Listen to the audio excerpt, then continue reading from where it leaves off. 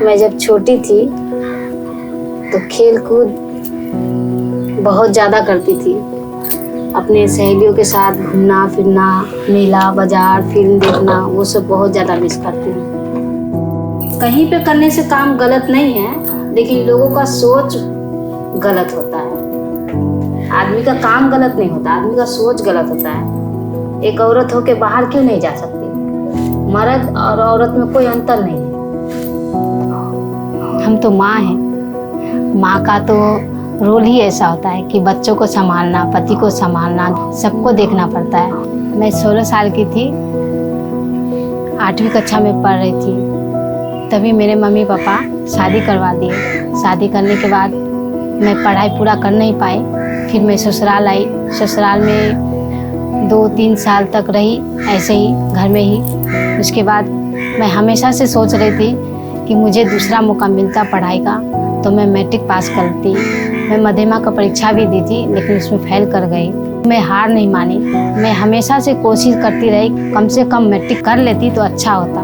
प्रधान से मुझे पता चला कि आप 8वीं तक पढ़ी हैं, मैट्रिक कर सकती हैं, इसके लिए आप एडमिशन ले लीजिए। एडमिशन के बाद आप मैट्रिक का परीक्षा कर सकती हैं। तो मुझे बहुत खुशी हुई। मैं प्रधान में जाके एडमिशन की। एडमिशन करने के बाद दीदी पढ़ाने आती थी, वो बचपन का याद ताज़ा हो गया।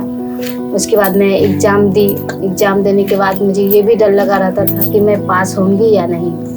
फिर मैं पास हुई तो मुझे बहुत खुशी हुई कि मैं पास हो गई। लोगों को कहना था कि अभी क्या उम्र है पढ़ने का, ये पास होगी क्या? पास हुई तो लोगों को जवाब मिल गया। आज मैं कह सकती हूँ गर्व से कि आज मैं 8वीं नहीं, मैं मैट्रिक पास हूँ। जब से यहाँ पे आए हैं दीदी शादी करके, तभी से हम सोच ही रहे थे कि यहाँ पे हम एक दुकान करेंगे, घर में ही करेंगे, हम कहीं भी नहीं जाएंगे, हम दुकान घर में ही करेंगे। तो वो हमेशा से कहते हैं कि नहीं दुकान नहीं करेंगे। उनका इसलिए वो दुकान नहीं करना चाहते थे कि यहाँ पे बहुत सारा मर्द आएगा, औरत आएगी, बहुत सारा बात होगा। वो हमेशा से हमको अकेले में रखना चाहते थे, लेकिन मुझे अकेले रहना पसंद नहीं। UN women second chance education के बारे में मुझे प्रधान संस्था से पता चला कि मुझे लोन मिल सकता है दुकान के लिए। उसके बाद मैं प्रधान संस्था में गई, वहाँ पे 3 दिन का ट्रेनिंग दी, जिसमें वहाँ पे मुझे ट्रेनिंग में बताया गया था कि दुकान कैसे आगे बढ़ाना चाहिए। आप दुकान चला रहे हैं, दुकान चलाने के लिए भी कुछ चाहिए। जैसे हो गया सबसे पहले तो सोच कि हमको कहाँ पे दुकान करना है, कैसा दुकान करना चाहिए, कैसे दुकान चलाना चाहिए, कौन सा ग्राहक कौन चीज़ ज़रूरत पड़ेगा वो चीज़ को लगाना चाहिए। दुकान में हमेशा आदमी को खुश रहना चाहिए। कोई भी ग्राहक आया उसे हंस के बोलिए, और ऐसा नहीं होना चाहिए कि सामान कम दे या फिर सामान का दाम ज़्यादा ले, वो ऐसा नहीं होना चाहिए। और दुकान में हर चीज़ साफ़ सफाई रहना चाहिए। 3 दिन का ट्रेनिंग लेने के बाद वहाँ से सर लोग आए, फॉर्म कंप्लीट किए, वीडियो किए। उसके बाद मुझे 10 दिन के अंदर मेरा खाते में पैसे आ गया, जिससे मुझे बहुत खुशी हुई। उस पैसे को लेकर मैं दुकान में लगाई, सामान लगाई।